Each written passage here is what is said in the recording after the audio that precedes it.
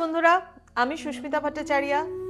বাস্তু visions with সুস্মিতার এই এপিসোডে আপনাদের সকলকে স্বাগত জানাই। আজকে আলোচনা করব স্যাটার্ন নিয়ে। আমি জানি আপনাদের ভীষণ প্রিয় এই প্ল্যানেট সম্পর্কে জানবার আগ্রহ মানুষের প্রচুর থাকে, কারণ প্রত্যেকেই ভাবেন কিছু না কিছু দুঃসময় বা খারাপ সময় যাচ্ছে মানে বোধহয় স্যাটার্নেরই কোনো দশা যাচ্ছে, স্যাটার্নেরই বোধহয় কুদৃষ্টি লেগেছে। দেখুন, এইভাবে একটা প্ল্যানেটকে তো দোষ দেবেন না, কারণ প্ল্যানেটের রেডিয়েশনের প্রভাব পৃথিবীতে বসবাসকারী প্রত্যেকটি মানুষের ওপর কিছু না কিছু ভাবে পড়েই থাকে। অ্যাস্ট্রোলজি তাই বলছে, এবং অ্যাস্ট্রোলজি বলছে যে স্যাটার্নের বিভিন্ন ধরনের পজিশন চেঞ্জ বা ইত্যাদির জন্য, বা কিভাবে আমাদের পৃথিবী থেকে স্যাটার্নের দৃশ্যতা কিভাবে দেখা যায় তার উপর নির্ভর করেই কিন্তু বিভিন্ন রকম বিচার আচার হয়ে থাকে। তো 12টা রাশি, নবগ্রহ, এই সমস্ত কিছুকে একসাথে করলে স্যাটার্নের প্রভাব আমরা জানি 7.5, আমরা জানি ঢাইয়া বা এবং শনির মহাদশা। নয় শনির 19 বছরের মহাদশা চলছে, না হলে শনির 7.5 দশার মধ্যে যাচ্ছেন, first phase, second phase, third ফেজে যাচ্ছেন, বা হয়তো কন্টক শনির মধ্যে যাচ্ছেন। আজকে আমি এসব কিচ্ছু নিয়ে বলবো না, আজকে আমি বলবো স্যাটার্নের অস্ত দশা নিয়ে। এবার এই স্যাটার্নের অস্ত দশা এই মাসেই কিন্তু শুরু হচ্ছে, অর্থাৎ এই মার্চ মাসে 7th মার্চ থেকে শুরু করে 13th এপ্রিল অবধি স্যাটার্নের এই অস্ত দশা। ওই যে বললাম, আজকে কিন্তু কোনো 7.5 বা ঢাইয়ার কথা নয়, আজকে হচ্ছে শনির অস্ত দশা। এই অস্ত দশাটার কারণ হচ্ছে due to the proximity of sun. তার কারণ হচ্ছে শনির অস্ত দশা মানে শনি উইক হয়ে যাচ্ছে, স্যাটার্ন উইক হয়ে যাচ্ছে, তার দৃষ্টি উইক হয়ে যাচ্ছে। কি তার প্রভাব কি আপনার উপর কম পড়তে শুরু করবে? না, এরকম কোনো ব্যাপার নয়। তবে কি কি করবেন বা কি কি করতে হবে এই সময়টাতে একটু মন দিয়ে ভালো করে কিন্তু আপনারা একটুখানি শুনে নিন। কারণ শনির অস্ত দশা এই যে 7th মার্চ থেকে শুরু করে একেবারে 13th এপ্রিল অবধি চলছে, যে এই যে সময়টা, সেই সময় স্যাটার্নের যে জাজ করবার ক্ষমতা সেটা কিন্তু কম হচ্ছে না, বরঞ্চ এই সময় কিছু কিছু জিনিসে আপনাকে কম্বাশন টাইম চলছে এই টাইমটা স্যাটার্নের। তো এই সময়টাকে আপনাকে অনেক বেশি গুরুত্ব, অনেক বেশি নিজের কাজের ওপর কিন্তু ইম্পর্টেন্সই দিতে হবে। যেমন হচ্ছে যে কোনো কাজ ফল পেতে আপনার দেরি হবে এই সময়টাতে। এবার আপনি ভাবতেই পারেন আমি অমুক রাশির জাতক জাতিকা, তাহলে কেন এই সময়টাতে আপনার খারাপ চলছে? স্যাটার্নের প্রভাবে কিন্তু প্রত্যেকটি রাশির ক্ষেত্রে আমি এই কথাটা বলছি, একেবারে 12টা রাশির ক্ষেত্রেই আমি বলছি, সকলের জন্য ইন জেনারেল। এটা এই অস্তদশার মধ্যে দিয়ে প্রথম হচ্ছে যে কোনো কাজের ফল আপনি দেরি করে পাবেন। যে কোনো সরকারি কাজ যদি থাকে সেই কাজ আপনার ধীর গতিতে এগোবে। সরকারি কোনো কাজের সাথে আপনি যুক্ত রয়েছেন বা আপনি সরকারি কোনো কাজের ওপর নির্ভর হয়ে রয়েছেন, ওই কাজটা হলে পরে আপনার অনেক কিছু সলভ আউট হবে, সেটা কিন্তু অনেক ধীর গতিতে চলবে এই সময়টাতে, এই মার্চ মাসের এই টাইমিংটাতে। বড় কোনো কিছুতে ইনভেস্ট করবেন, অর্থ বিনিয়োগ করবেন, স্থগিত রাখুন, এখন করতে হবে না। তার কারণ এখন টাইমিংটা কিন্তু সেরকম নয়। স্যাটার্নের এই কম্বাশন টাইম, অর্থাৎ এই যে অস্ত দশাটা চলছে, এই টাইমের মধ্যে ভালো কোনো ইনভেস্টমেন্ট বা কোথাও কোনো কিছু বিনিয়োগ করা, কোনো কিছু অ্যাসেট প্রপার্টি নেওয়া, এগুলো থেকে একটু বিরত থাকুন। এই টাইমটা কেটে যাক, তারপরে আবার চিন্তা ভাবনা করুন। কারণ আমি রেট্রোগেশনের কথা কিন্তু বলছি না। 2026-এ স্যাটার্নের রেট্রোগেশন জুলাই মাসে শুরু হবে, অনেক দেরি আছে। কিন্তু এখন যে টাইমটা মার্চ মাস, এই টাইমটাতে অনেক কিছু ডিসিশন মেকিং এর টাইম থাকে, ইয়ার এন্ডিং এর মাস। তো সেই ক্ষেত্রে ইকোনমিক দিক থেকে একটু চিন্তা ভাবনা করে কিন্তু ইকোনমিক দিকটাকে স্ট্রং করবার জন্য কিন্তু ভালো করে চিন্তা ভাবনা করে কিন্তু ইনভেস্টমেন্ট করবেন। এই সময় কিন্তু খুব একটা ভালো ফল পাবেন না। নেক্সট আমি বলবো যাদের পদোন্নতি হওয়ার কথা আছে, আপনি শিওর কনফার্ম যে একটা সার্কুলার বেরোবে এবং সেখানে আপনার কিন্তু পদোন্নতি হওয়ার কথা, আপনার প্রমোশনাল কোনো ম্যাটার মেবি হতে পারে, হলো না এই সময়, না হওয়ার চান্সটাই কিন্তু এই সময়টাতে বেশি। বা কোনো রকম কোনো সম্পর্ক রয়েছেন, সম্পর্কের মধ্যে রয়েছেন, সেটা আপনি একটা পরিণতিতে আসতে চাইছেন, এই সময়টা আপনার জন্য খুব একটা ভালো সময় নয় সেগুলোকে পরিণতি দেওয়ার মতো। তার ফল কিন্তু দীর্ঘস্থায়ী হবে না, কিন্তু সেই ফলগুলো কিন্তু খুব খারাপ ফল হবে।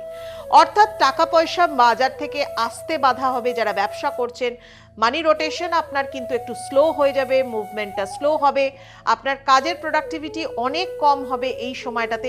সমস্ত কিছু একটু ধীর গতিতে কিন্তু চলবার সময় এই টাইমটা। পুরনো সম্পর্কের কর্মফল আপনার সামনে আসতে পারে। দেখুন, মানুষ জীবনে ভুল ত্রুটি সমস্ত কিছু জুড়েই তো মানুষের জীবনে এরকম অনেক সম্পর্ক হয়তো ছিল, ভেঙে গেছে, বা কোনো কারণে আপনি টিকিয়ে রাখতে পারেননি, ইত্যাদি ইত্যাদি। এবং সেই পুরনো সম্পর্কের কর্মফল আপনার সামনে এই সময় আসতে পারে। যুঝতে হবে আপনাকে, এই লড়াই করতে হবে আপনাকে, মোকাবিলা করতে হবে আপনাকে।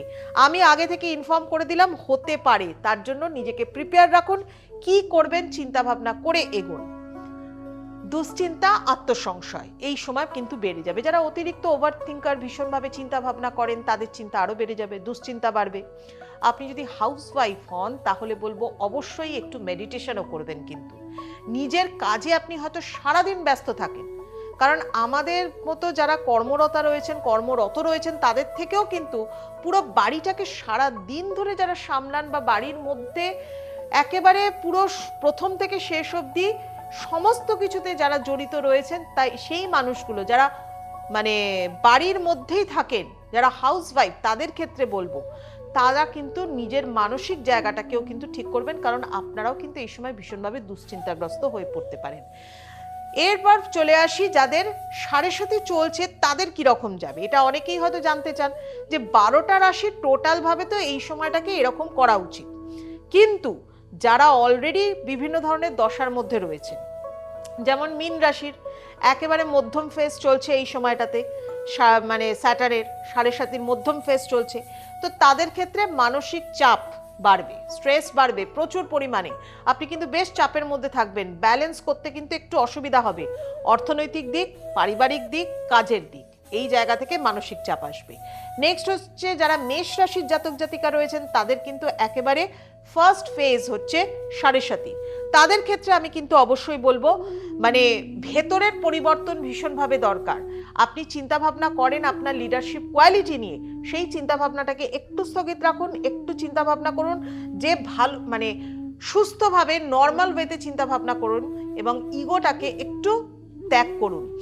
সিংহ রাশির ক্ষেত্রে এবং ধনু রাশির ক্ষেত্রেও বলবো মানে যাদের কন্টক শনি চলছে, অর্থাৎ যাদের চতুর্থে এবং অষ্টমের স্যাটার্নের অবস্থান, সিংহ রাশি এবং ধনু রাশি যাদের ঢাইয়ার অবস্থান চলছে, তাদের ক্ষেত্রেও কিন্তু অবশ্যই বুঝে শুনে ডিসিশন নেবেন, অ্যাভয়েড করবেন রিস্কি ইনভেস্টমেন্টগুলোকে। আর আরেকজনের হচ্ছে কুম্ভ রাশি, যাদের কুম্ভ রাশি তাদের হয়তো স্যাটার্নের সাড়ে সাতির একদম শেষ ফেজ, তাদের কিন্তু জীবনে এই সময় প্রচুর আপনি বড্ড মানে হাঁপিয়ে গেছেন, মানে এই রকম ব্যাপার আপনার কিন্তু জীবনে এই সময় চলবে। তো ক্লান্তি আসুক, সেক্ষেত্রে আপনাকে কি করতে হবে, বুঝে শুনে ডিসিশন নিয়ে তারপর এগোতে হবে। অর্থাৎ সবকিছুতে হুড়োপাটি করবেন না, একটু নীরবভাবে কাজ করুন, দেখবেন ফল কিন্তু আপনার ভালো হবে, দীর্ঘস্থায়ী হবে। কুম্ভ রাশি অর্থাৎ যারা অ্যাকোয়ারিয়াস রয়েছেন তাদের ক্ষেত্রে বললাম। এবার হচ্ছে সমস্ত যারা 12টা রাশি, তাদের ক্ষেত্রে এই সময়টাতে 7ই মার্চ থেকে একেবারে 13 এপ্রিল অবধি কিরকম ভাবে যাবেন। প্রথম কথা, স্যাটার্নের যেহেতু অস্তদশা, ডিসিপ্লিন লাইফ তো আমাদেরকে মেনটেন করতেই হবে। এখনকার মানুষ তাই করেন, ডিসিপ্লিন লাইফ মেনটেন করাটা হচ্ছে এখনকার ট্রেন্ড, এবং ডিসিপ্লিন লাইফ মেনটেন করুন। বড় সিদ্ধান্ত এই সময় নেবেন না, কোনো ইনভেস্টমেন্টে যাবেন না, অযথা বিতর্ক থেকে এড়িয়ে চলুন, লিগ্যাল হ্যারাসমেন্টের মধ্যে পড়তে পারেন। কোনো কাজে তাড়াহুড়ো না করে স্থিরতা নিয়ে আসুন কাজের মধ্যে। আর এছাড়া যারা স্পিরিচুয়ালিজমে বিশ্বাসী, যারা রিচুয়ালসে বিশ্বাসী, তাদের জন্য বলবো অবশ্যই হনুমান চালিসার পাঠ করুন প্রত্যেক শনিবার করে অগরু এবং গঙ্গাজল দিয়ে এবং আকন্দ ফুলের মালা দিয়ে শিবের অভিষেক করুন। এতে কিন্তু স্যাটার্নের যে কুপ্রভাব বা স্যাটার্নের যে অস্তদশার প্রভাব, তার থেকে আপনি কিন্তু মুক্তি পাবেন, ভালো থাকবেন। শনিবার করে অবশ্যই বাড়িতে তেলের প্রদীপ জ্বালান। কোনো মন্দিরে গিয়ে বা কোথাও গিয়ে আপনাকে জ্বালাতে হবে না, আপনি আপনার বাড়িতেই পশ্চিম দিকে একটা মাটির প্রদীপের মধ্যে তেলের প্রদীপ জ্বালান। এতে স্যাটার্নের যে মানে পিরিয়ড যাবে, যেটা অস্তদশা যাবে, কম্বাশন পিরিয়ড যাবে, সেই সময়ের মধ্যে দিয়েও ভালো থাকবে। আশা করি এই ধরনের ভিডিওসগুলো আপনারাও হয়তো আরো দেখতে চান। কিরকম দেখতে চান, কি জানতে চান, আপনার কি জানবার কোনো বিষয় আছে, তাহলে কিন্তু অবশ্যই আমাকে কমেন্ট বক্সে কমেন্ট করে জানান। আগামী ভিডিওসগুলো কিন্তু আপনাদেরই জন্য, তাই এই চ্যানেলটাকে সাবস্ক্রাইব অবশ্যই করতে হবে। সাবস্ক্রাইব করলে তবেই কিন্তু আপনিও আপনার প্রশ্নের উত্তর আগামী ভিডিওসগুলোর মধ্যে কিন্তু পেয়ে যাবেন। আর এই একই নামে বাস্তু ভিশনস উইথ সুস্মিতার এই একই নামে কিন্তু আপনারা আমাকে পেয়ে যাচ্ছেন, ফেসবুকেও পাচ্ছেন, ইনস্টাগ্রামেও পাচ্ছেন। তাই ভালো লাগলে অবশ্যই প্রত্যেক দিন কিন্তু ভিডিও দেখতে কিন্তু ভুলবেন না। প্রতিদিনই কিছু না কিছু ইনফরমেটিভ ভিডিও আপনাদের জন্য নিয়ে আসবো, এটাই কিন্তু আমার প্রমিস। যাই হোক, আজকে আসি এই পর্যন্তই। সবাই ভালো থাকুন, সকলকে ভালো রাখুন।